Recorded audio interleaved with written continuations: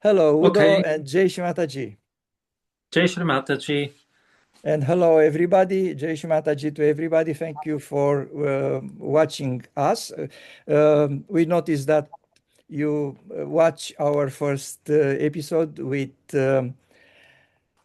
Udo SZEKULICS. We are Udo SZEKULICS and Daniel Bostan. The second time when we meet, the reason for this meeting is I know about Udo. I met him and his wife and another 100 Sahaja recently in Tanzania for Sri Bhairava Puja and little tour. And To my surprise, I find that Udo is the author of this beautiful book about William Blake's drawing, um, illustrating the Bible book of Job. So that triggered me the curiosity about Udo. So it's funny because we don't have too much chance to talk in Tanzania, but after both of us get home, get in touch, and he was kind enough to have this conversation with me and obviously sharing all his experience. My decision is to know a little bit better Udo, and he also agreed to do that. And he tell us in the previous, in the first episode, many interesting things about his beginnings in Sahaja Yoga. Now we continue that because I'm quite interested. Mid 80s in Austria, when Shri Mataji come quite often, it's a very, very interesting period of time. So maybe some others, Sahaja from different country, do the same interview conversations, but is never enough. So it's good to know everybody's memory. So dear Udo, please Yeah, continue. If we remember when we stopped last time, please yes, continue from this point. pleasure. I'll jump back a little bit because my first encounter, my first darshan to Shri Mataji really was before my first India tour, when I had come back from Kathmandu and met the collective in Vienna. In this 1984, in the same year, in September, Shri Mataji was coming to Austria for a program. And two fantastic things happened there. The first one was that, as I told in the other sequence, I worked at the court at that time in the inner city of Vienna. And I suddenly got a phone call in the court. Remember, UVAs, no handies at this time, only fixed line. And it said, Shri Mataji invites all the yogis from Vienna to come in the evening to Gregoire's house where she was staying um, for dinner, and she wants to talk to us. And this was completely out of the blue. I was a very new yogi. I was very excited, and me and another yogi, we were the only one who were there at the given time at 6 o'clock, which was much too early. It was meant Indian time, obviously, and we were standing in this big hall of Gregoire's residence. He was a kind of a lieutenant or second ambassador or something in the Swiss embassy at this time, and had a kind of appropriate residence also. And we were standing in this big hall with each one with flowers in his hand. And first one door opened on one side of this hall, and Shri Mataji was coming out in a bathing gown and with her hair open and still wet, and just gave us a glimpse and just sailed through this hall to another room. And we didn't know what to do and just stared at the ground and stood there waiting until within the next 60 to 90 minutes, the other yogis were arriving, and we were seated in another place in the dining hall. And later, Shri Mataji also came and she talked to us. And the main part of this talk, I think, is available on Amruta, 1984, Austria, Talk to Yogis in Gregoire's house. But she also said things which I couldn't find on this speech. Perhaps the recording was only started later on. But during dinner, she also said that Sahaja Yoga is developing well in Austria for three reasons. One is that Vienna is kind of in the middle between this large area of, one could say, more left-sided populations of Eastern Europe and Russia. Remember, at this time, all under the oppression of the Russian government, even the Russians themselves. And the right side of Western Austria, Germany, France, all these countries with industry and big egos and making money. And Vienna in the middle somehow is neither too far on the left nor too far on the right. So that's one good precondition. Another one is that there's much agriculture in Austria, she said, which in the last 40 years, of course, has diminished a lot also, but still we are a country of agriculture. And third, that the foundation which our realized Queen Maria Theresia laid also kind of prepared the ground with good vibrations for everything that should come later on. And after dinner, I think we were 12 or 14 yogis at the most there. It was all the block of yogis coming regularly to the programs in Vienna in 84. First program had been 82. We were allowed to bow down in front of Shri Mataji, and she asked us to stretch out our hands, and she put her lotus feet on the hands of every one of us. And during this infinite time, she did that, which was, I don't know, 15 to 45 seconds for everyone or 1 minute. Gregoire was giving a brief overview of about the person's background and education and these things. Yeah. So this was not my very first encounter, because my very first encounter was the Guru Puja 1984 in Lessin. But this was, of course, I was one of the hundreds of yogis there, but this was my first personal darshan I got from Shri Mataji. And then that was not... Just to ask you a few questions. If I understand well, the very first program in Austria was 1982. Yes, correct. So Shri Mataji came for very first time in Austria in 1982, and by 1984, when you have the meeting, which was much personal, much closed, in Austria were about 1 dozen or so of Sahaja Yogi established. In 84? Yes.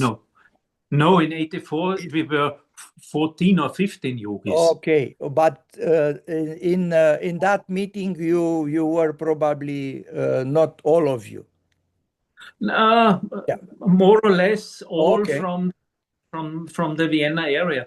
Okay. Perhaps we were 15 or 16, but definitely not more after these 2 years. Yeah. Okay. But these were really yogis who meditated every day, did foot soak, over whom Gregoire, with his gentle rod, was watching very tightly and taking care that no one did something stupid, and everyone did his regular exercises and all that. So it was a good group. It was a strong basis for the hundreds of people to come in the next 15 years. Wow. And 1 or 2 days later, again I got a phone call in the court, and another yogi told me that he just witnessed that Shri Mataji said to Grégoire. She wants to go shopping, and that they would go to Woldseile, which is one of the streets in the inner city with some nice shops and things. And who wants to come can go there. So not many could do that, except for me and I think Engelbert, and of course Grégoire and his wife.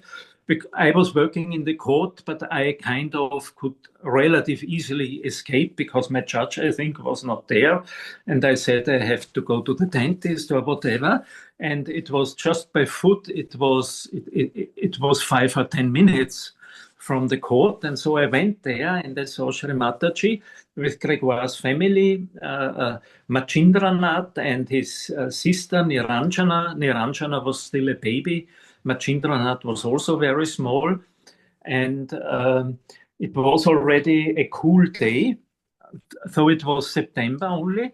And I think I remember Shri Mataji was wearing her light brown camel hair suit, coat, Yep. and she walked through Woldseile. I made namaskar, of course, and kept some distance, just walked behind Grégoire's group and Shri Mataji. And Shri Mataji went to one renowned porcelain shop, which doesn't exist now anymore. Those are the pictures you... No. This was in Vienna. Much later. Yeah. A 5-6 years later. Yeah. And she bought a service with a platinum kind of line on the edges, that the plates and the jugs and terrines. And I think this one then she gave to the yogis who had started Saja Yoga in Munich in the same year, an Australian couple who had come for that purpose all the way from Australia. And then we went on, and then Shri Mataji went to a sweet shop, which still exists. I showed it to the Yuvas already. And there she bought some jellies, if I remember right, for Machindranath, and or only Machindranath. I think his sister was still too small for sweets like that. Yeah. And then they went back to Grégoire's car after some time, and went home again, and I rushed back to my court. So this was my experience in 84. Of course, we were at the programs also. Shri Mataji had 2 evening programs in the Urania again, in the very center of town. Yeah, and as I already said in the last sequence, then I could go to the India tour. I got married, and so a new chapter started in my life. With a marriage to an Indian lady on 6 February 1985. My wife only came beginning of July, so she could not participate in the famous Sahasrara Puja 1985, 5th May in Vienna, in Luxembourg, where Shri Mataji gave the very strong Nirvikalpa speech that we all have to be in Nirvikalpa if we want to be safe there. She just came 3 weeks later. It took time for the visum and all these things to work out, and her job and family. Her parents were no yogis and so on. However, the coming and the visa thing in Austria then at this time was very easy. I mean, I worked at the Constitutional Court, and I thought I'd just call someone in the Ministry for Interior using my my little court position and asked him, told him I'd married an Indian and this and that, and what should I do? And at this time, there were no resentments about foreigners or people from foreign countries coming into European countries. This was unknown. This only came into existence with these right-wing parties and their stupid ideological brainwashing. And so he said, look, actually, if someone is married and comes and immigrates, so to say, he must put an application in the embassy in his homeland and do this and that, and it takes so long and blah, blah, blah. But I tell you, don't do that. Let her come as a tourist. And then when she's here, you go to the police station, which is responsible for everything, and present them with a translation from a notary, present them the marriage certificate, and then they have no other choice. They cannot do anything else than do the process here in Vienna. And first, for the first 2 or 3 years, they will give you 1-year visa, and then she will get a permanent visa. And that's exactly how it worked. And it was not a big deal with the police, with the guys in the police direction for this district, and everything worked out fine. And 5 years later, anyway, she applied for citizenship, because the visa for other countries for going to the bourgeois, that was quite cumbersome still at this time. Yeah. Especially the Italians were not easy. So this was the marriage part. And when Mala had come, the first bourgeois was the famous Guru Puja in Paris, where unauspicious things happened, and Shri Mataji was not welcomed at the airport. And so Shri Mataji was upset, and she scolded all of us. Luckily, our leader from Austria, Engelbert, had protested against that they didn't go. So we were allowed to sit in front of her at the Puja. The other countries were sent back, and some of the leaders who had decided to do that were completely excluded. But it was not, how to say, a very joyful atmosphere, because we all could feel that we've done something very wrong. And Shri Mataji also explained it to us quite clearly. So this was the first experience of my wife in Europe. And yeah, this was 84. Then 86 or 85, 86. Yeah. My memories are not so clear. We went to the India tour again 2 or 3 years later. It was a great tour. Still not with bottled water, but and with the old buses, but I don't recall too much about that. And then I've gone through my scarce kind of diary notes, which I made very sporadically. And one thing which I came across was the Buddha Puja in 1989, in May 1989, in Barcelona. At this time, our leader in Austria had, after talks with Shri Mataji, he had formed the opinion in his mind that we have to make a video kind of team with all technical equipment and things in Sahaja Yoga for all these events. And he was a manager, and so he wanted to do that very professional and with all kind of modern equipment. So we went to Barcelona, and with us also the video team from Vienna with all these cameras and things. And at the Spanish border control, Austria was not a member of the EU then, at the airport, they asked for our filming license and permit in Spain. And we said, so this is a private event. It's like a marriage, and we just do private. They didn't listen. They were not interested. They just took all our equipment and said, when we go back, we can pick it up again. This is why from this puja in Barcelona from May 89, there's only an audio, but no video. Though it was a very strong puja with a very strong speech by Shri Mataji. And the leader was not with us from Austria, so I was allowed to go in the room. Actually, I was asked, Gregoire came and said, from every country, someone must come if the leader is not here. And so I could go in, and I saw how they again washed the feet of Shri Mataji.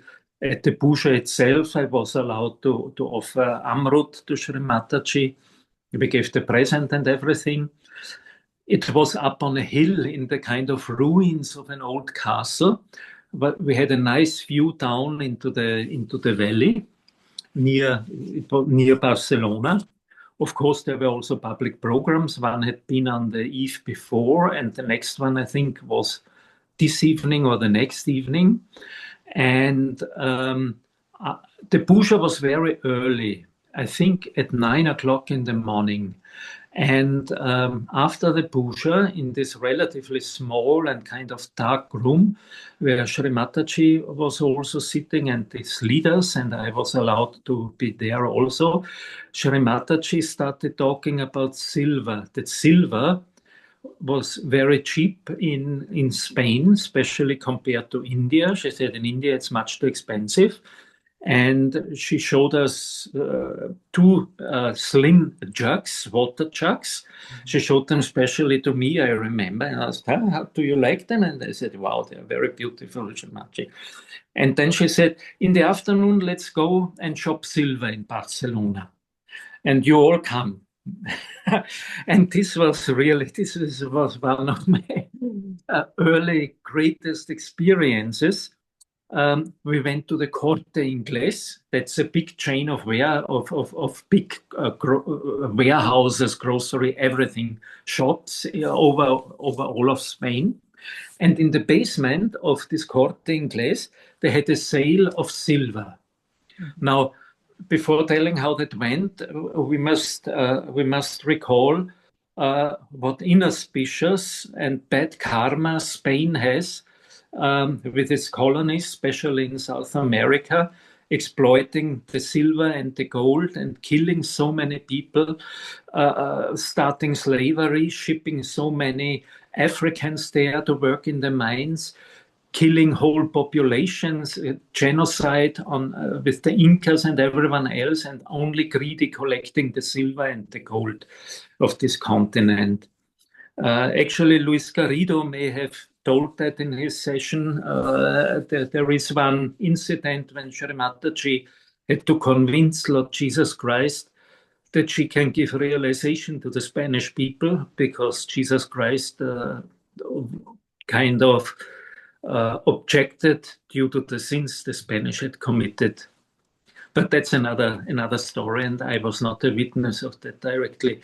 But so we were in this basement of this Corte Inglés, which was a huge area. Shri Mataji was sitting at a table, kind in the middle of this, and all the leaders and me and a few other guys who also were there as representatives of their country, we ran around and brought all kind of jugs and plates and cups and bowls and things to show to Shri Mataji if she wanted it or not. Only in the course of this action, I learned that this should all be purchased also to be the stock for the puja silver then, for the international pujas. So things were brought to Shri Mataji and she said, oh, no, not this, it's not good, not this. Other things she looked at and she kept them there at her table. And it took hours. It took hours. And the whole table was full with bowls, with jugs, with tablets, with salvers, with all kind of silver in all shapes and forms at the end. And we bought it all. Everyone had to give his credit card because no one alone had so much money to pay all that. And then each country was given 1 to 3 pieces to bring it home with the order to then bring it to Capella for the international puja later. By that time, Capella was established as Shri Mataji's residence. European. It just had started, yeah. Started. I think in 90, yeah, it just had started. Yeah. And I remember very well that at the border, I was a bank. I always thought on the financial things. I thought we should try to get the value-added tax back. Yeah. But on the other hand, I was afraid. I was not sure if these guys would not inform their colleagues in Austria if we get the tax here, that we would come with so much, because it was quite an amount. And when we came to the border, there was some European mastership or world mastership in soccer was going on, and the eyes of these customs guys were glued to the screen. And we said hello at the desk. We have this, and one guy would come, would not leave his eyes from the screen, would just kind of glance a little at this form, boom, boom, boom, stamp it off. And off we went, and we got this value-added tax back later on then. And so this shopping was really an experience. And also, I think before we went shopping already, Shri Mataji told us a story about a shopping she had in India with Rustom, Harsh, and one more Indian leader. I don't recall the name now. And they went shopping for antiquities. And when she didn't say in detail what she bought, but they were around in a quarter of Delhi or Mumbai, where these shops were with all these things. And she probably also bought quite some things. And when they came back to the hotel, these three Indian yogi guys, they were dead. They fell on the bed and didn't move. And then Rajesh Shah came in and said, Shri Mataji, what happened to them? And Shri Mataji said, I told him nothing. We just went shopping. So this was Barcelona in May 89. Then 1 year later, it was the first year when Shri Mataji started going to the Eastern European countries also, like the Czech Republic and Hungary. And for the first time, she went in in July 1990. She came to Vienna on a Saturday, I think, yeah, and then took the ship to Budapest on Sunday. So that was separate from the programs in this year. She just came to Vienna, she gave a talk to the yogis in the ashram, and then she went on the ship. A few of us, amongst them me also, we had gone to Budapest earlier because we had to find a place for the program, a place for Shri Mataji to stay, to poster and all these things. And so I think a dozen of Austrian yogis and yoginis had already gone to Budapest 5-6 days before. And one of us had found a small house, which we could rent for a full week or 10 days, where all the yogis would have place and where we could also accommodate Shri Mataji. So on the Friday afternoon, after my work, I went down to Budapest with the car, which was quite an adventure still at this time from Vienna to Budapest, because the highway didn't exist, and 3/4 of the way you had to go these roads, which all went through small towns and villages. Anyway, at night we went postering until 4 o'clock in the morning. We put up the posters in all wherever we could, 3 or 4 teams of us, and in the house a lot was to do because the tapestry was partially bad or fallen off or had holes. So there were some people who were repairing that. They had found exactly the fitting ones and they put nice pieces over it. The ladies were cleaning and putting carpets and buying things which were needed for Shri Mataji. A huge pipe was going on in one corner of the room through Shri Mataji's room. So we bought some decoration paper and kind of hid this ugly tube in this paper. If I remember right, I think the ladies worked the whole night, 2 nights through. And then on Sunday, finally, it was, I think, the 22nd of July, if I'm right, Shri Mataji in the afternoon arrived with the boat on the Danube from Vienna, together with some dozens of yogis, I think 60 or 70 even. Also the 2 leaders from Austria, Marcus, Wolfgang, Guido from Italy, Philip from Germany. And we welcomed Shri Mataji with a big bunch of flowers at this quay. And then we brought her to the house. Aarti was made to Shri Mataji still just when she came out of the boat. Then we brought her to this house, and I had opportunity to be in her room several times, and it was very interesting and also funny sometimes.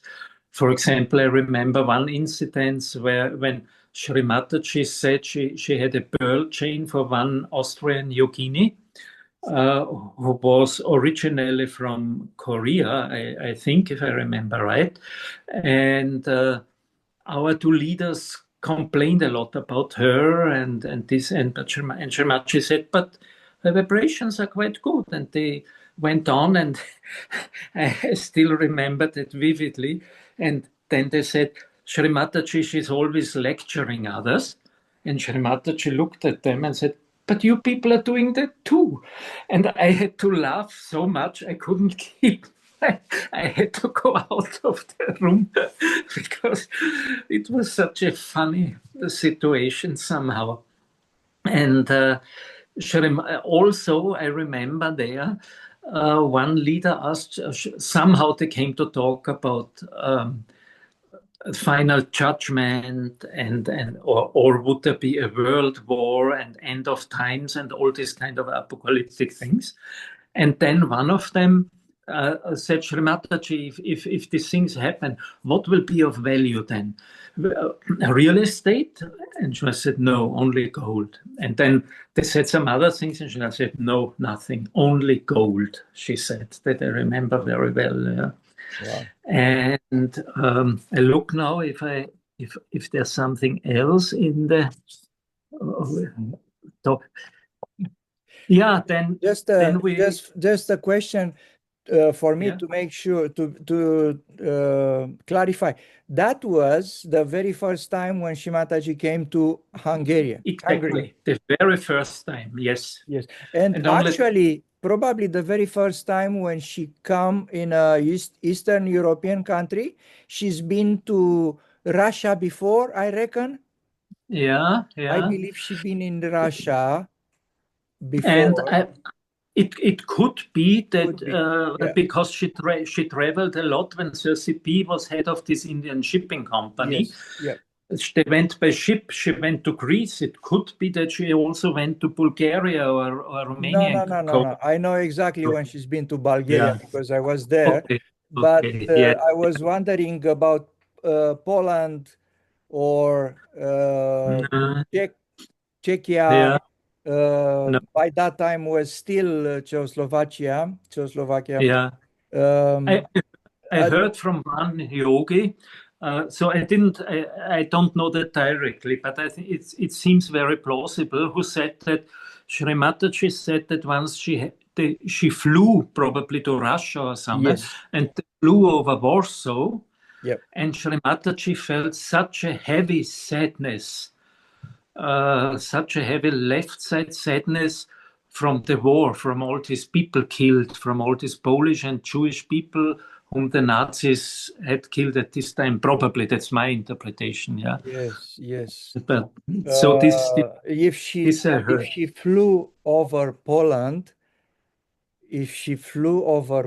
or border with Czechoslovakia, a lot of suffering was there.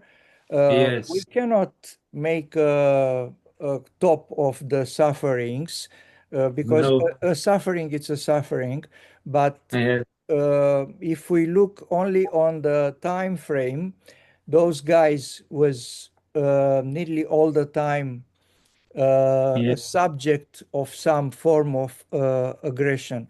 So, of course, we will know more about the Nazi aggression. But what we don't know too much is the Russian aggression as well. Yeah. So, and the Austrian from the other side. Yeah. The Russians came from the east. The Austrians took the west. It's the Habsburg. When it's coming to Polish people, we can relate to those with these guys as Romanian. We maybe do not have the same fate, but we know a lot of their history, how much they were Yes. tear apart between the big Big powers. powers. Yeah. Uh, Yeah. And Although at some stage they by themselves were a big power in the Middle Ages, they formed. sure. Yes. So And speaking about, and sorry. and also later, as living as someone living in Vienna, I must mention the King Sobieski, who led the Yes. army Yeah. who relieved Vienna from the Yeah. siege of the Turks in the late Yes. 18th Yeah. century. Yeah. By Sobieski time, Poland was a quite big power in this part of Yes, Europe, yes. and there was a form of not kind of federation, whatever. So their Mhm. land started from north of or from the Baltic, where Yeah, are they now, but yeah, they go to the Danube Delta. yeah, So yes, yeah, yeah, was quite yeah, spread. Part of our country, Moldavia, was also yeah. subject of Ah, the of the and we rule. have legends as well about Sobieski and Mhm. some castle in Moldavia who didn't Ah, I see. Yeah, surrender. We learn at school this kind of stuff. Uh, yeah, yeah, yeah. so it was a Yeah. big turmoil there, and looks like never ended. So we are still Yeah, never never ended. I don't know. Maybe sometime. But yeah. speaking about Austria, I remember what you say in the beginning about Shri Mataji reasoning for what Vienna is so special. And yes, it's true that uh, we have the sense that Vienna is something else. Although they speak or you speak German, it's a kind of a different German. The Austrian are the Eastern European of German, so Yes, they are yes. different. They are different. Yeah, Much more like us. Much more like the a bit like a Latin of Germany. yeah. So, You only have to look in the Viennese telephone book. You find much more Slavic and Slavic. Hungarian names Yes, than that's German names. Yeah, it was always a was a mix. was But also an empire not as big as surface, but yeah, very important Austro-Hungarian empire. Uh, yeah, yeah, they also contain part of Romania. The Transylvania was yeah, part of yeah, Hungary, yeah. which was part of the Austro-Hungarian empire. So a lot of this history it's intertwined. It's quite Yes. it's quite interesting. So Vienna kept that tradition even after the Second War, when Yeah, was that close to become part of the Russian uh, Stone, yeah. zone of interest, Yes. part of the curtain, but probably they decided that they need a turntable. So Vienna Yes. was a turntable between the powers, Yeah. where you can have talks between the East and West Russians, Yes. and yeah. So Mhm. very Yeah. interesting. I've been probably only once, but I maybe twice. I love it, but for very short time. So I love Yeah. it. Come back. So Oh, let's go back. Let's go back to let's go back. Budapest. Yes. In so this was in 1990, and already this first time when Shri Mataji came, and we had prepared this little house for her with her rooms and bathroom and all that. Shri Mataji wanted to go to the city before the programs and do shopping. And she continued that each year of the 7 years where she was in Budapest, and always she bought a lot. I remember years when there were so many parcels of porcelain and cut glass and handmade things that we couldn't put it in the boot of one car, but we had to get a second or a third car. And especially she was looking for shops which had cut glass and porcelain. But also other things like handmade little dolls in the traditional costumes of Hungary and Romania partially, because at this time there were a lot of Romanian elder women there in the places of Budapest who were selling these hand-stitched tablecloths and things like that. And Shri Mataji, later on, she also talked to Hungarians about the economy and that they should try to export more of the things which they make and all that. And it so happened when we went through Váci utca, which is the main big broad shopping alley in Budapest, that we went into one side road, and there was a shop of the Hungarian porcelain maker Zsolnay. This is the one photo with the cup. And Shri Mataji there bought services, tea services, dinner services. Yes, this is from Zsolnay. Just a cup of one of their designs. It's hand painted, and it was at this time it was extremely cheap for beautiful hand painted porcelain. They also have other styles of porcelain, like blue and faience. They have a special faience technique, and they are very famous in Hungary for their roof shingles. They make roof shingles in yellow, green, light blue, which are very durable and which are shining brightly in the sun. And when you go with the car through the main roads of Budapest, especially on the Pest side, you see churches and official buildings or old houses with domes on the roof, where you can see these beautiful shingles, which are also made by Zsolnay. Okay, I think the picture that could be watched by everyone. So Shri Mataji every year went to this shop. In the first year, she also gave realization to one of the ladies selling there. These were kind of elderly ladies. And they already knew Shri Mataji, and when she would come in the next years, they would always welcome her very respectfully, offer her water or tea. And when she had made her shopping there, they also sold glass things, by the way.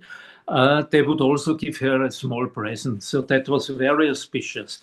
And it's interesting because on the opposite side of the same road was a hair-end shop. And hair-end is the really famous Hungarian porcelain. But hair-end already at this time was 3 times more expensive than Zsolnay.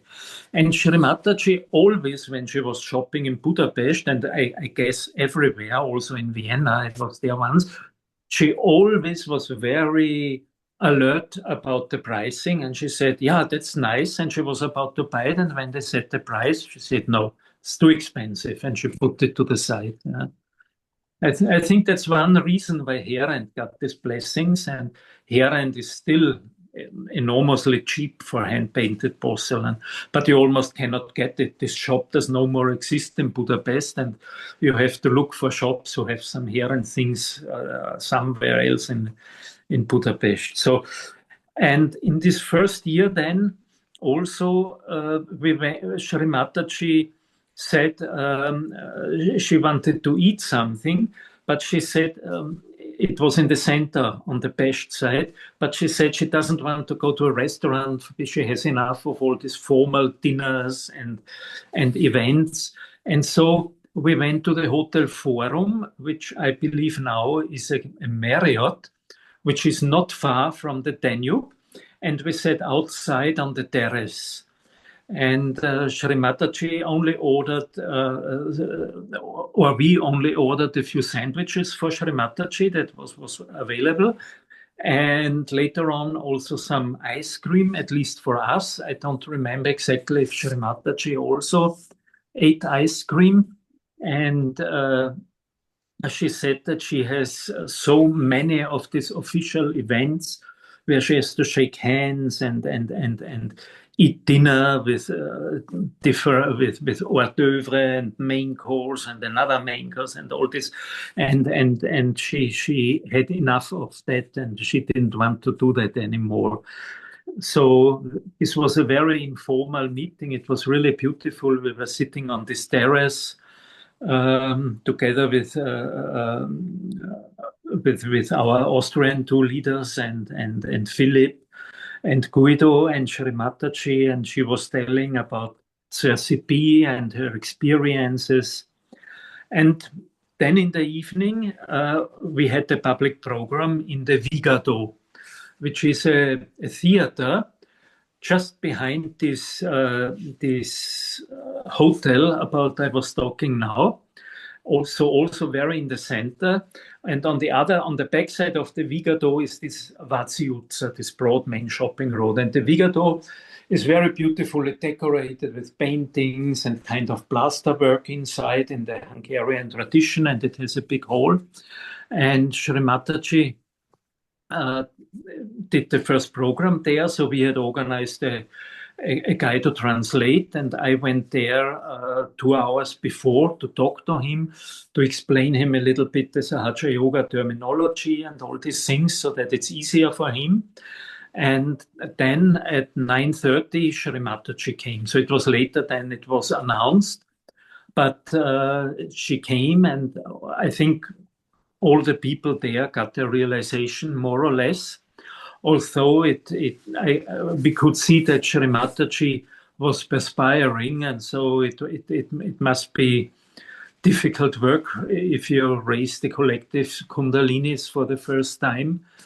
And after that, also people were invited on the stage, and Shri Mataji worked on them, or she sent them to the yogis, to us sitting around, and said, work on this, or help him, he couldn't feel it, and the things which were done after the public programs. And yeah, and also the wife of the Hungarian ambassador had come for the program. And Shri Mataji, of course, was very nice, kind, and polite with her, because after all, Shri Mataji also was the wife of a very high-ranking Indian diplomat at this time.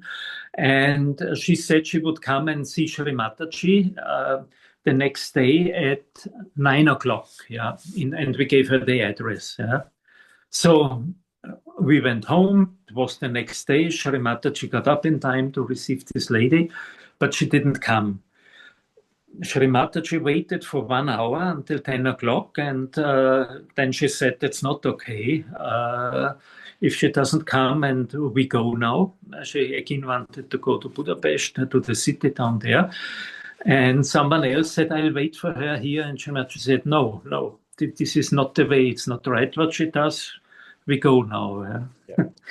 And then we had another program and another round of talks she had with the leaders in the room. I was not always there, but sometimes. And then at one of these talks also, she made this drawing. Perhaps you can show on the photo. Yeah. The topic was how the realization is given and how the divine grace rains down on creation and makes finally the Kundalini rise. This triangle-shaped thing is symbolizing a human brain. Shri Mataji said the human brain is in a prismatic form so that it can break and receive the divine light that comes down. And in the middle, it goes down and feeds the Kundalini. It can really go down the Sushumna. But on the sides, like light on the sides going into a prisma, it's broken to the left and to the right. And there it stimulates the growth of the ego and the super ego, respectively, the left side and the right side.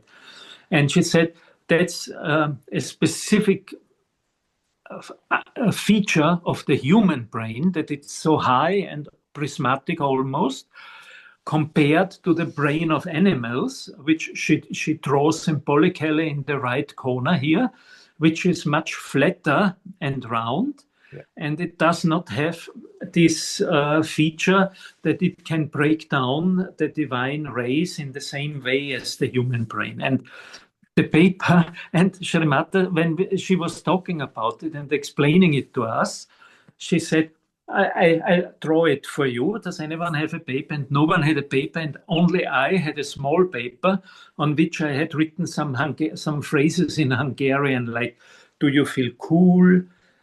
Are there any thoughts? Is it hot? Is it warm? Hübsch and all this. And so I gave her that paper, and on the back side of this paper, Shri Mataji drew this sketch. So, what's happened with this paper? You keep it? Yes, yes. I have it framed in museum class and keep it, yeah. So, where exactly is the paper framed now? The size, you mean? It's No. I didn't measure. Where it is? Where it is now? In my house. Okay, you frame it and put it Yes, yes. When you come to Vienna next time, you'll see. Thank you for that. Thank you for that. We don't have any plan, but you never know what's happened in the future. Wow. I saw something similar, but obviously it's not the same. And I hear Shri Mataji explaining that. But Yeah, for you to have something like that, it's a real treasure. And yeah, it's obviously that you frame it and keep it as a treasure. yes.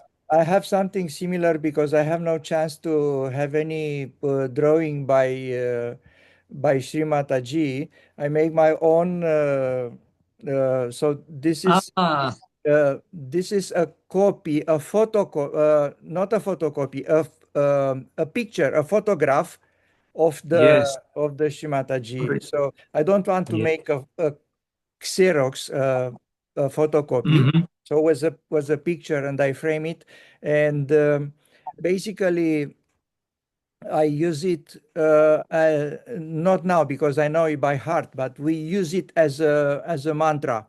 So we Mhm. said all those qualities, Yes. including I'm sure you know it because Yeah, yeah. it's famous. It's famous. All the qualities, little so each arm have three qualities, but after that Yeah, Mataji add a little bit more explanation. So yeah, yeah. so we use it in a form of mantra for Muladhara, which is For that, yeah, yeah, yes, yeah. So perhaps we can show now the photos where Shri Mataji was shopping. yes, And during that, I will tell about this more about these shopping tours and the experiences we had yes. in the in We have probably more than a dozen of picture with Shimataji shopping. So I will try to have a kind of chronology. I don't know it, it doesn't. from outside to inside. So Yes, this is one of the yeah. This is Shri Mataji getting out or into the car just in the inner city of Budapest. yes, It was one of the later years. It was 91 or 92 or even 93. yeah, And around her are all kind of Hungarian and Austrian yogis. You see Wolfgang with the yellow jacket, and directly at the door with his hand to the chin is Engelbert and other yogis. Yeah. And in the other pictures, you can see how Shri Mataji is choosing things in the glass shops or in the porcelain shops, and always surrounded by lots of yogis. Yes, this is one shop with the cut glass. And the yogis were bringing items and showing it to Shri Mataji, if she likes it or not, if she wants to have it. Here, Al-Ganesh is on the right side of Shri Mataji, and the yogis fill the shop. They have many of these class things also, I think, came from Romania. They were not only from Hungary. Yeah, this is the Scholnay shop. These are all in the back. These are all Scholnay porcelains. Yep. And here we see how Shri Mataji is looking at things and choosing what she would like to buy. And a lot of these services are still can be seen in kind of exhibition in Capella in the castle. But a lot more, I think, Shri Mataji gave to her relatives or friends, because she bought, I don't recall now, but maybe 5, 6, 7 full services every time, a dinner service, a tea service, another dinner service from this other design. And so it was really a lot of boxes we had to bring back every time. This is another shop where I made a photograph in the mirror, where Shri Mataji is looking at the glass items. And as I said before, she was weighing the price always very carefully. And if Shri Mataji knew it was not a proper price, she wouldn't buy it. Yeah. Full stop.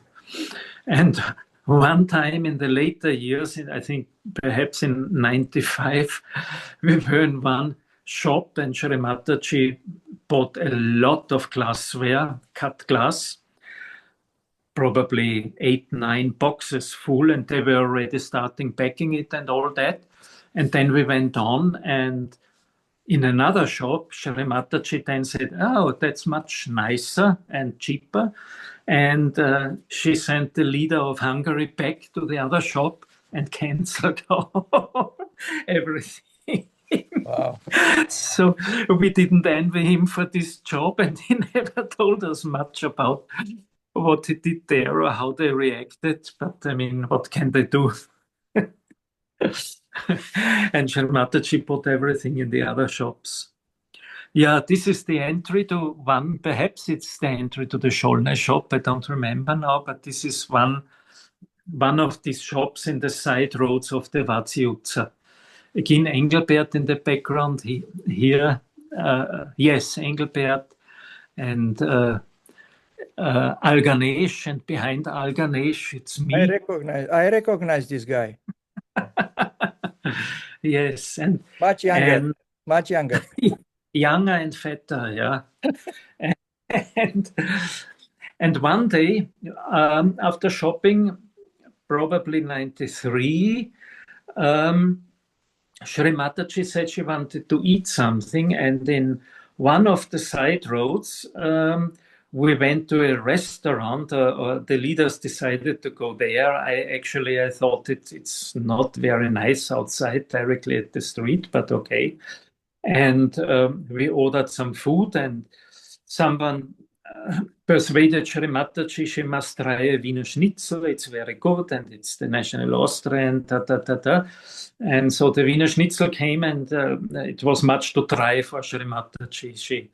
She said it's too dry, it needs some sauce or something. Yeah. But this was not the main thing. But then when we were sitting there and discussing the dryness of the schnitzel, a small round guy in a dark suit with a violin on his back passed, a gypsy, like they had them at this time in Budapest, probably they still have them in some parts, who was playing the violin gypsy music in one of these cellars or restaurants. And he always glanced at Shri Mataji and slowed down a little bit. He was not a young man anymore. And so we asked him to come, and Shri Mataji started talking to him, and a Hungarian translated. And he said that Shri Mataji reminded him so much of his mother, whom he had lost when he was a small child. And that was why he kept looking at her. And he talked a little bit to Shri Mataji about his life and things. And he said, yeah, he has a problem in the back. It's hurting, especially when he plays the violin. And so Shri Mataji told him, just turn around on the seat, like she tells people when she works sometimes, so that his back is open. And she put her lotus feet on his back. Wow. And she healed him, obviously, and he was very thankful. And we gave him the address of the venue in the evening of the program and all that. But he didn't show up. Probably he was on duty for the violin somewhere. I don't know. And Shri Mataji said then that these gypsies are very dharmic people. Yeah. So this shopping went on every time when Shri Mataji was in. Yeah, this is also at one of these shops, probably with traditional Hungarian costumes.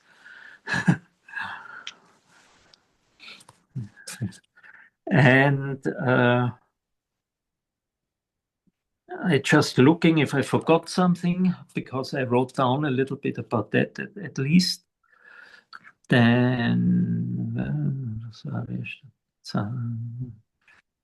sometimes we had problems with the cars because we were just parking somewhere, and it could become dangerous because they started towing the cars away if you stood really nasty in the non-parking zone.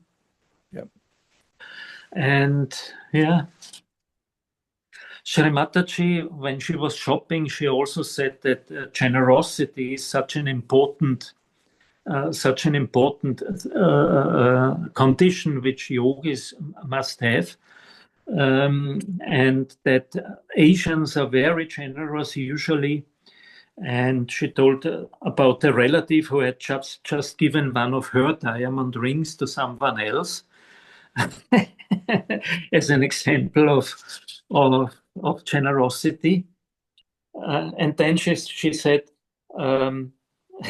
she said that Rommel, her son-in-law, who was in Austria 2 or 3 times, and we brought him around, and he liked the cakes very much, and especially one kind of sweets, the Mannerschnitten.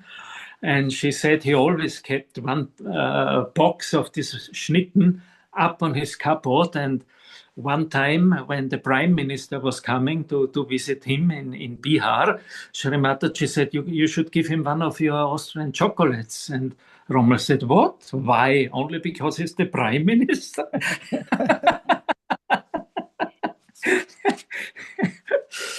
Yeah. So we have few pictures with Shri Mataji with the crowd. So yes, please show that also. To talk about this event. Yeah. So this is without the crown. This is a photo from the last program Shri Mataji did in Budapest in 1996. Yep. And I don't know if it has any significance, but if I remember right, in the public programs in Budapest, Shri Mataji always wore a white sari. Yeah. Also with many programs in Austria, but not with all, I believe. Yeah. And the other one with the crown, yeah. That was in the evening after the program, when Shri Mataji was just with the yogis.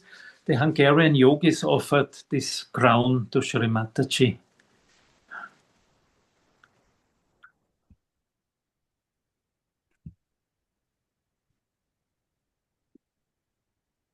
Yeah, this is a beautiful one, really. Yeah.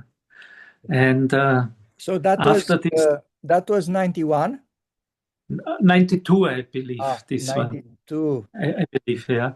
And after the first programs in 1990, when we had this little house, after Shri Mataji had left, we had rented another hall, not this Vigato, the big one, a smaller one, a little bit more outside.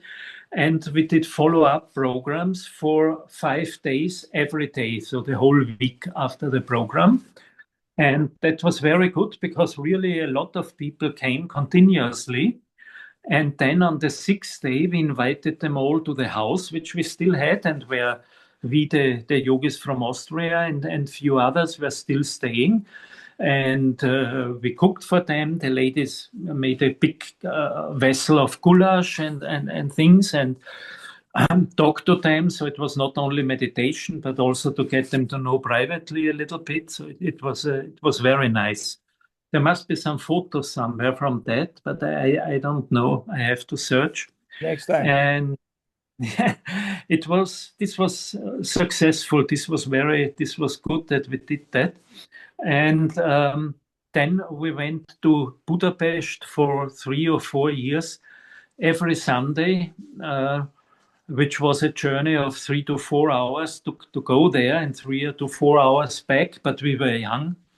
We were, how old were we in 1990? We were in the beginning of our 40s, so it was not a big thing. Oh, no, not even. We were 30, 36, 38. And usually one or two other Austrians would come with us. And we got a nice small kind of party location from the Fidesz party, which is now Mr. Orban's party. At this time, they were a kind of a opposition party, or a young liberal, more left-sided party. And they gave us the key, and they said we can have these programs each Sunday evening there for free. And people kept coming. We had 20 to 30 people coming. We came home at 3 o'clock at night or 2 o'clock at the night. But as I said, we were young, and it was no problem for us at this time. And the Hungarian collective stabilized quite good. The few of them were invited to India tours after 3 or 4 years. They enjoyed it very much, and they still have a good collective in Budapest, and I think also in 1 or 2 other cities they have small collectives in the meantime. So you've done for Austria Sahaja Yoga and for Hungarian Sahaja Yogi, and for Hungary Sahaja Yoga what the French people has done to Romania, probably. So you maybe more, because you are much closer, so you can come much. It was much easier for us, and also some other friends, other yogis did the same for Prague. They also in Prague the same, with a different team who went there every week or 2 weeks for programs. And a big thing was every year, of course, the preparation for Shri Mataji, because we had to go with few people from Austria there. Of course, the Hungarians helped. All the Hungarian yogis came, especially the yoginis. And when Shri Mataji stayed in a hotel, which was the case most of the time, we had to find a hotel which allowed us to open our own little kitchen, and so that we could cook and prepare the meals for Shri Mataji ourselves, which was quite good. They were quite flexible and kind in Hungary. In Austria, it was not always so easy with the hotels, when Shri Mataji stayed in the hotels. Because you talk about Prague and Czechia or Czechoslovakia by that time, you've been involved in the program in Prague, or when was the first time when Shri Mataji goes in Prague, or things like that? I think it was in the same year. I think in 1990 it started, But I was not my wife was involved once. She was in Prague, but then she had to come quickly to Budapest. Me not, because usually then I think it always was around when Shri Mataji came to Vienna. After that or before that, she would go to Budapest and Prague also. So sometimes I even missed the programs in Vienna, because we had to go to Budapest at least 2-3 days before to check the hotel and prepare everything and check the venue place and do everything. Talking with you about this year, which was very, very full for us as well, I remember a little things I read recently, and I want to talk about that now. It will be interesting, I promise. Mhm. It's about two talks of Shri Mataji in the early 90s. Uh, Yeah, she came in Romania. I know for sure, without any doubts, she came in yeah. Romania in October. Aha, Okay. And in I make a note somewhere. In probably, let's say June or something like that. Definitely, yeah. definitely much early than October. She said in a talk, I've been in Romania. Ah, And she talked about Romania, and she never been. She should come. So Shimataji postponed her coming in Romania in July because of some yes. troubles. We were just finished with the communism, and in Yeah. our country was much worse than in any other East European countries. Uh-huh. So the turmoil after the fall of the communism continued in Yeah, 1990. So yeah, for that reason, she couldn't come. So she come in Bulgaria in July, yeah. and we been to Bulgaria to meet her because she couldn't come in Romania. But Romania. much Yeah. early, she said, "I've been to Romania." Romania. Aha, aha. So Interesting. she was there, but Yeah, not in person. And the second one happens exactly in the same year, the same period of time, and she was talking about the books written by Sahaja yogis. And she yes. gives some examples about the scholars like Yogi Mhm. Mahajan, who write the book about the Gita Mhm. Enlightened, like Jamel, who write the book about the Islam. Yes. And she said, and it's another Romanian who write a book about the Bible uh, uh, Wow. and India. Huh. And again, that's happened in the first half of 1990. And Yeah. Dan Costian, probably you know him, Yes, yes. not even started that book by that time. And she said, Yeah. it's another Romanian who write that book. Right book. Yeah. Yeah. Wow. And I talk with him because we know quite well. Uh, Yes. Obviously, he was much older, I mean, 10 years older than me, and much Yeah. educated, and he was a scholar. So we have extended talks about these things, and at some stage I asked him if he start gathering materials because he was Yeah. interested in spirituality before Sahaja Yoga, and he said no, not even starting collecting material, gathering material. So was quite interesting. Sorry for that No, no. intervention. So So, just to stay chronological, I now yes. want to see. Yes, we should mention that on the second time, it was in 91 when the Romanians came to Budapest, was it? Yes, that's another little story, but Yes. I don't want just to mention it. Uh, Yeah, in 1990, Shimataji came in Romania for a public program, was two public yeah. programs. But in 1991, she didn't come at all in Romania. Aha. So Yeah, for yeah, that reason, we been to Budapest in August because we know yeah. Shimataji. I mean, I don't know why Shimataji didn't come in 1991 in Romania. Uh-huh. To equalize, she come in 1992 twice.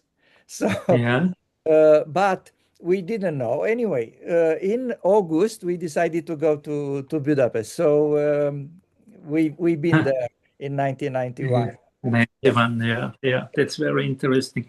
And also, I want to use this opportunity to tell something to the yogis, which is not a very nice story, but it's very interesting and can really teach us. And this is about how one of our leaders, this was Marcus, he was leader for some years in Austria, and then came these things with video and video project. And he was a very successful sales manager in an international company. He earned well, and so his main tenure was more at the right side and to do something, to be proactive and all that. He knew that, of course, he was not completely stupid. And Shri Mataji, already in the puja in Fuji in Italy, I think that was early 1990 or so, she told him that he has gone too much to the right side and that he should not always come up with these video things and that stuff. Because it distracts his attention and so on. And she appointed Wolfgang, I think, around this puja or at this puja, to be the co-leader with him. And this guy, Marcus, he realized that he had deficits on the left side. And he told me he must more focus on his left heart and meditate on that. But later in the year, in 1990, exactly in Budapest, when we were there in this house with Shri Mataji, he again came to Shri Mataji and was starting to tell her about numbers. This equipment costs so much, that equipment would cost so much, and if we do it this way, it would increase like this. If we do it that way, it would reduce like this. And Shri Mataji at a point stopped him and told him something like, look, I don't understand anything of these numbers. But she didn't scold him again. But when he was not with us, when we were in the car with Shri Mataji without him, that means me and I think Philip, Wolfgang probably, she told us that we must tell him that he has to stop that. And she also told us there in Budapest, like a general rule, she said our attention as yogis is much too precious for some technical or worldly things. We should do Sahaja Yoga. Other things like video stuff, we should outsource. We should let it, professionals should do it. We should not bother our attention with that.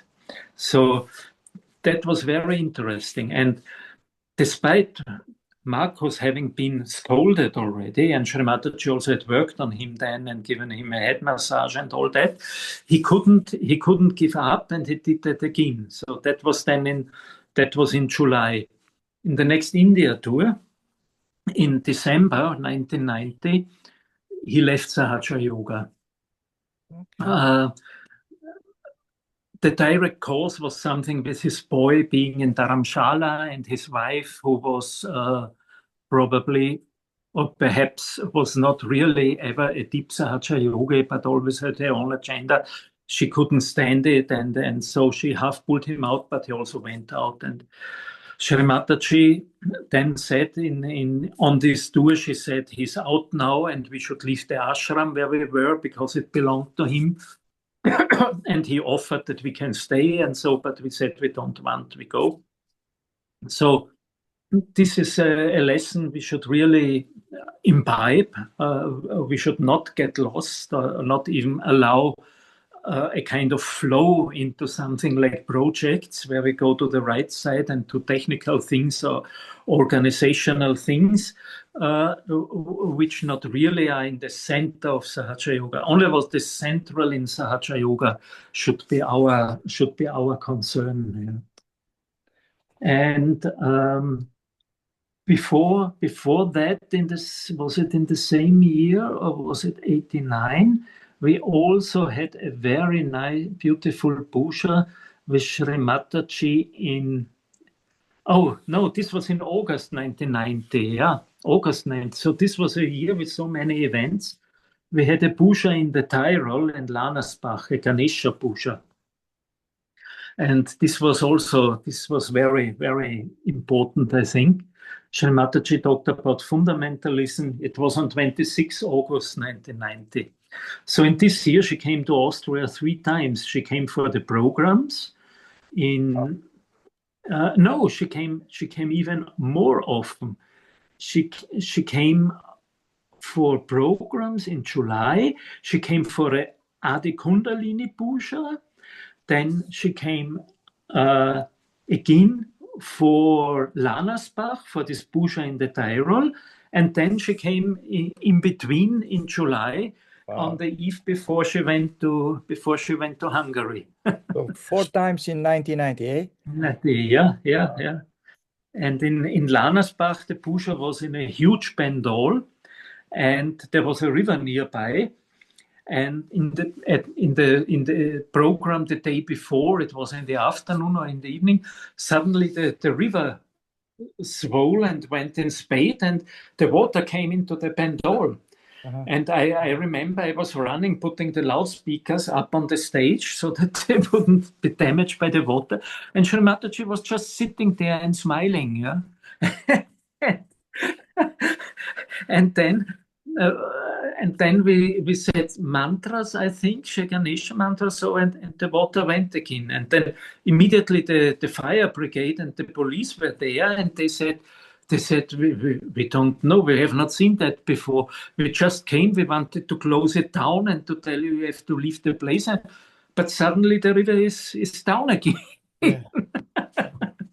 Wow. Yeah. And then someone wanted to make an interview or a short movie clip with Shri Mataji in the nature.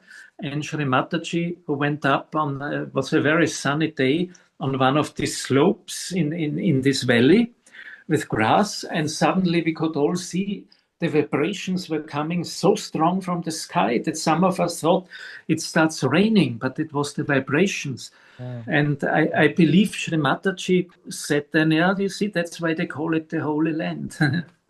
Because the Tyrol is called the Holy Land by the Tyroleans traditionally. What city was there in Tyrol?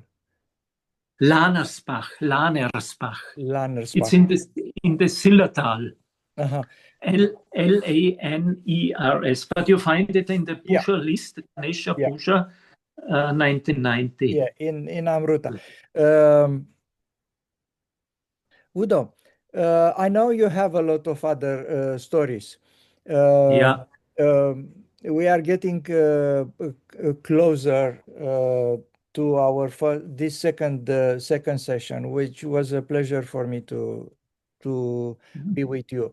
But before that, I want, if you can, to talk a little bit about the general atmosphere in the mid-80s, since you come to Sahaja Yoga, mid-80s, 1984, and mid-90s, so we cover about 10 years now, the atmosphere in the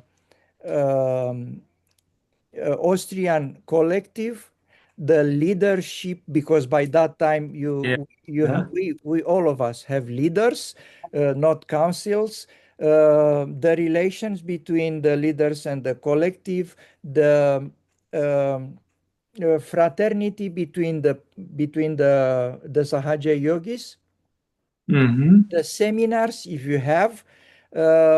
I'm quite interested in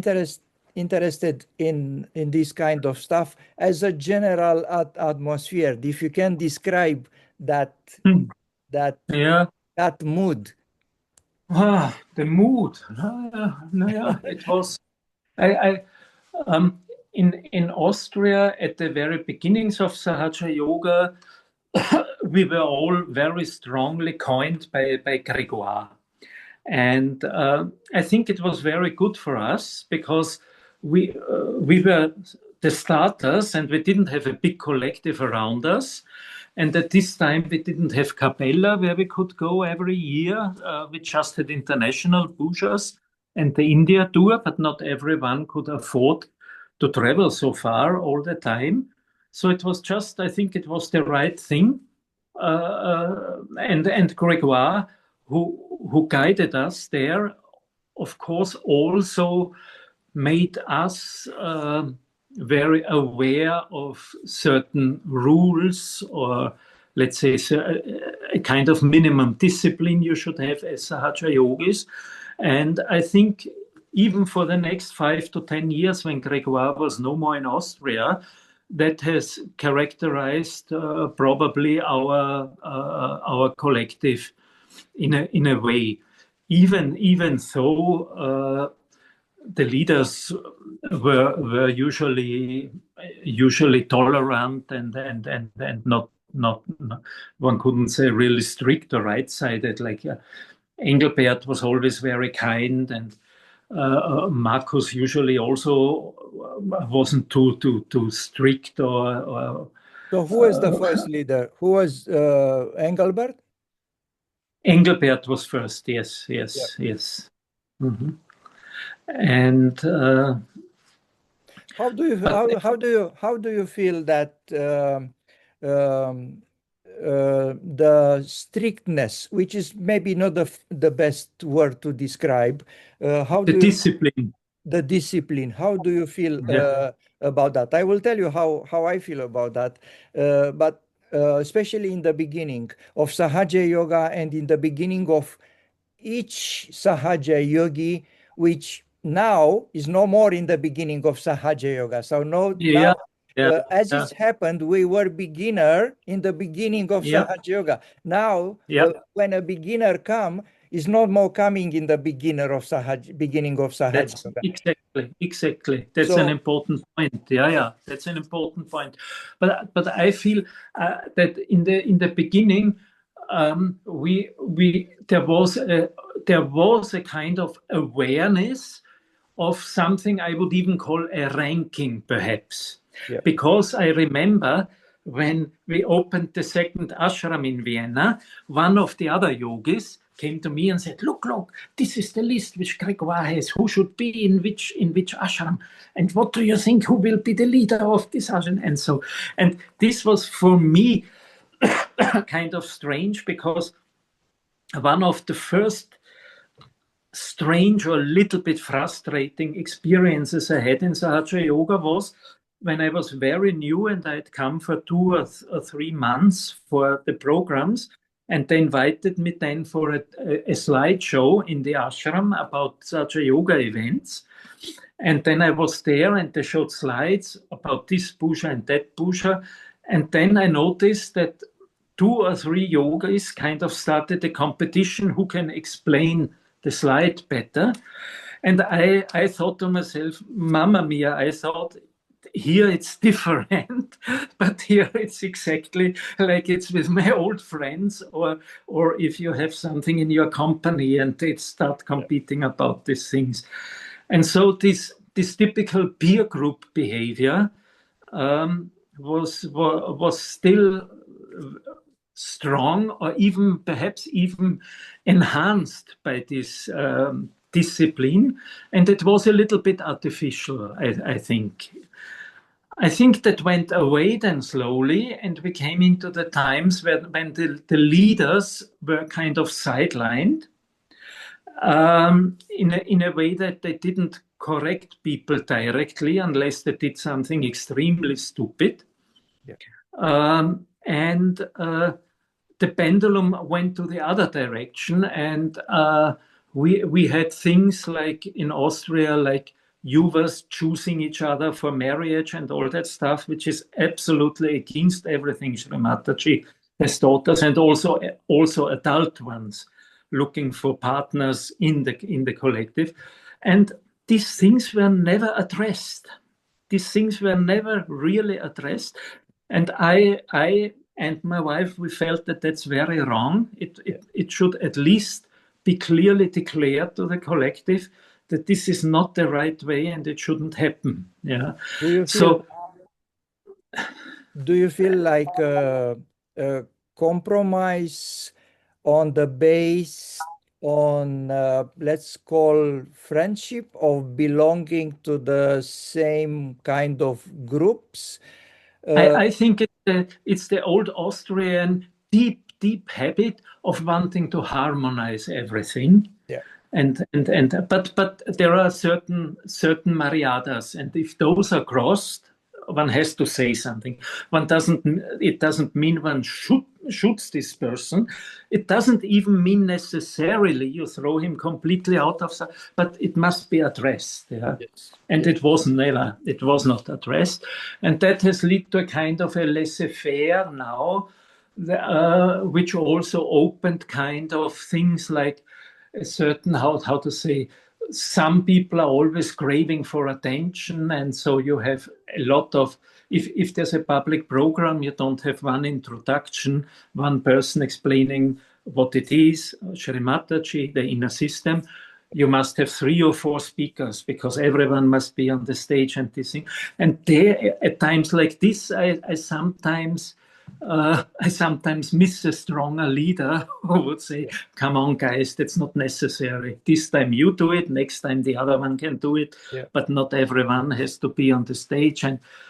Or new rituals which are started. Someone now came up before the Havan. You remember in Tanzania, it was the same.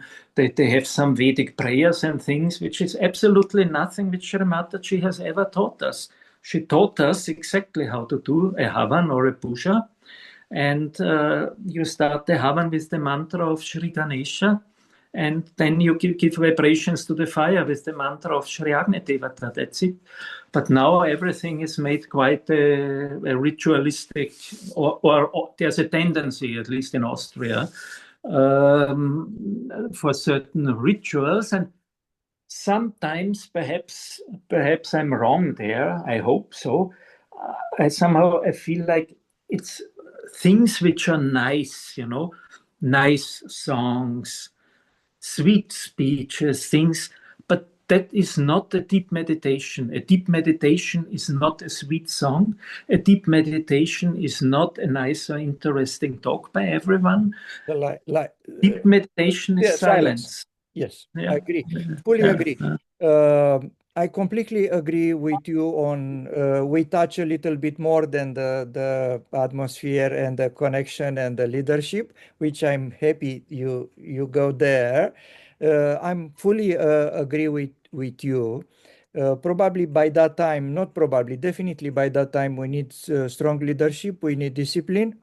We were not only new, but Sahaja Yoga was new in our countries. My problem is not with the concept of leadership. My problem is, if I call it my problem, is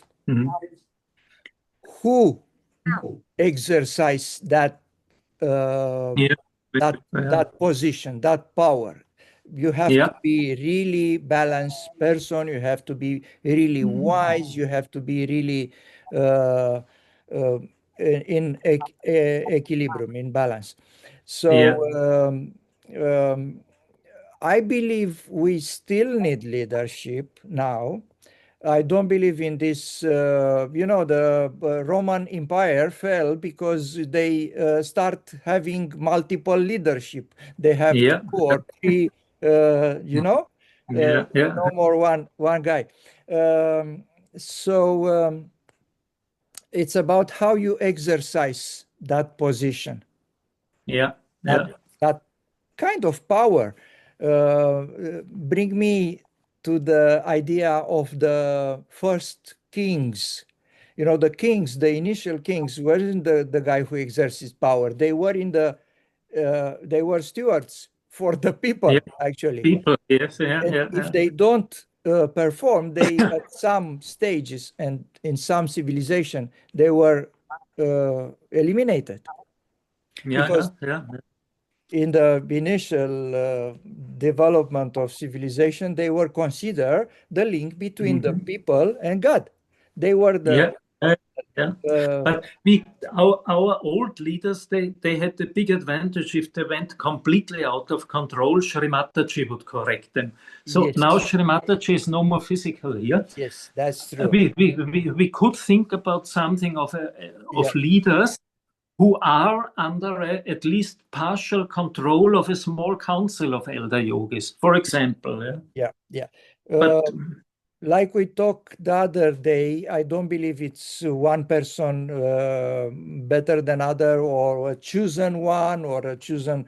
no, no. I don't believe in that one. We are all equals, but from the organizing point of view, we need this kind of counseling or whatever because Yeah, yeah, uh, we should perform in that human form, in that human yeah, yeah. world.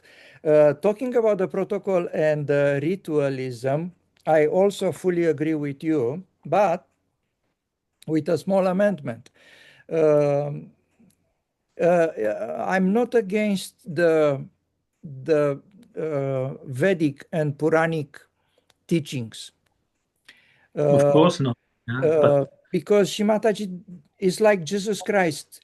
Jesus Christ do not come to erase the Old Testament. He used yeah, he used the Old Testament. He yeah, yeah, teach sure. he teach the rabbi in the temples. He was Yeah, yeah, 12 years so old and teach them the Old Testament. I mean, explain yeah, them. Um, yeah, Mataji the same. She didn't come to erase the Puranas and yeah. the No, no. Vedas. The problem is exactly like with leadership, how we use this knowledge. Yeah, Because yeah, yeah, maybe without knowing, we still Shimataji give us only 2 or 3 mantras. yeah, yeah, No more than she give us the matrix of the mantra yeah, yeah, and another 2 or 3. But the rest of the mantras are 20,000 years old, like Gayatri mantra yeah, yeah, yeah. or like Sure, Purnamadam. There are few others mantras of which course.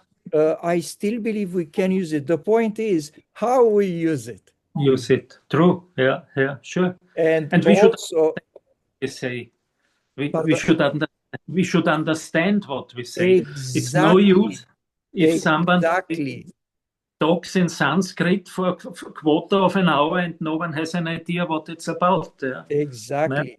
I remember yeah. my frustration in the first years when we have a puja book protocol and we follow strictly without knowing the meaning.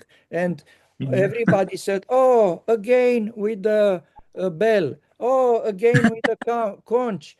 Again, we know, I mean, we know the translation, but we don't know the meaning. It's like Yeah, a foreign yeah. language. You understand each word, but you don't know the meaning of the. No, but yeah, yeah. Like in the old Catholic Church when they were preaching in Latin and the Exactly. farmers had no idea what they were squibbering about. Yeah. Exactly. But it's not wrong. They should put emphasis in teaching the farmers Latin. Yes. Because Shimataji, no, but Shimataji said the Latin it's a saint language. Oh, really? Yeah, I didn't Yes, know. Wow. Yeah. Sanskrit and Latin. She said that. Wow. Yeah, yeah. Wow. Really? Yes. Yeah, I heard it with my ears, so it's not about I don't yeah, invent it. yeah. So I'm not against Sanskrit. Obviously, Shimataji said at some stage you don't have to learn Sanskrit to Mm. know all this knowledge. Yeah. But some elements of some Sanskrit will be worth it. So, for Of example, course. I know a mantra about Shimataji talk about it's Shri Bhumi Devi mantra. Shri Hmm. Bhumi Devi mantra. Shimataji talk about that several times, but probably first time in the early year of 80s. And she said in India, the peasant from the countryside not even step down from the bed without saying a prayer for Shri Bhumi Devi. They do not Yeah. touch the earth Yeah. without saying a prayer or asking for forgiveness. I was Yeah, so yeah. impressed about that, but I never use it because I don't know. Although Shri Mataji said in English, you can said, forgive me, Mother Earth, that I Yeah, put. yeah, I yeah. could do that, but I do. But very late, much later in Sahaja Yoga, only probably few years ago, 5 or 6 years ago, I find the mantra Ah, in Sanskrit as a ah, mantra for Sri Bhumi Devi. maybe. Yeah, yeah. Very beautiful mantra in a Anushtup meter. So Mhm. four Yeah, lines yeah. of 8 syllables. Uh, Wow. and I learned the mantra, but I do not understand better the mantra since I get each word meanings. And I have Means, four yeah, or five translations to make sense about everything. thing, So yeah, yeah, um, yeah. it's another Yeah, way of getting yeah. close to the to God, in my humble Yeah, opinion. yeah, So, you're and I right. agree with you. Meditation should be Yeah, silent. Anything yeah. else is not meditation. It's just Is, yeah, yeah, outside-ish. just talking. Sorry for my intervention, No, but no, it's I very interesting topic. Yeah. I took the opportunity to Yeah. yeah, to have like a dialogue. I mean, I'm Yes, sure. very interested in what you told us, but also the dialogue is one of my favorite way of uh, uh, knowing each other. Um, you have more stories. Yes, I think a few. Yeah, yeah. This was the main part of my Sahaj experience because with Shri Mataji directly, because later I was not so often with her personally. Sometimes in the castle when we had legal proceedings, I could go there. There I can tell a few things, but this was the main part with Shri Mataji herself. Yeah. Yeah, And one thing I didn't want to, I should not forget. She also told us when we were sitting in Budapest on the terrace of this hotel next to the Danube. She said we have too much right side, and she asked especially some of the leaders if they drink much milk or so, and some said no, Shri Mataji, we don't drink milk at all, and then she said to young children or babies we should not give milk, but we should give low-fat milk with sugar.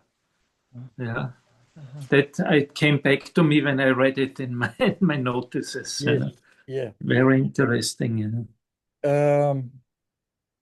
So for now, I believe that our meeting for today was quite dense and Yes, a lot of stories and a lot of other side discussions. I like it. I hope you like it as well. So yeah, if you agree, we can conclude next time your let's say the latest years in Sahaja Yoga. yes, And yes, if you agree, next time or next one and next one, we can talk about our experience and our meeting in Tanzania. yeah, And sure. uh, finally, at some stage, we should talk Okay, about we'll play. that book. Uh, Yes, I tell you just before we go, what was my favorite plate, yeah. which actually are two. The first one and the last one. The one who Oh, are in mirror.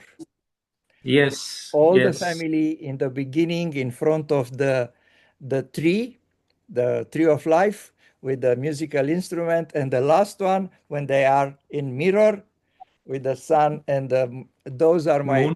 Yeah. my favorite two because you have to put them together in the Yes, yes. okay. Okay. Dear Udo, thank you very much for everything you told us. Thank you for your time, for your beautiful story, for your thoughts, because those are important as well. Not afraid to tell what you believe. Mhm. It's fantastic. We should have the courage to Yeah, yeah. assume our opinion. Thank you very much, Jai Shri Mataji. And Was a until next time, thank you very much for you people who watching us. And if you have some comments, you are more than welcome. Again, Jai Shri Mataji.